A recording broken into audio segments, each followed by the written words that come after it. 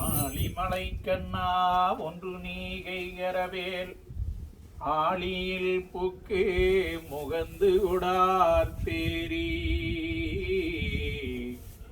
கோழி முதல்வன் உருவம் போல் மெய்கருத்து பாலியும் தோளுடை பத்மநாபன் கையில் ஆளிபோல் மின்னி வளம்புரி போல் நின்றதிர்ந்து தாளாதே சார்க முதைத்த சரமலை போல் வாழ உலகினில் பெய்திடாய் நாங்களும் மார்கழி நீராடி மகிழ்ந்தேலோரெம்பாவாய்.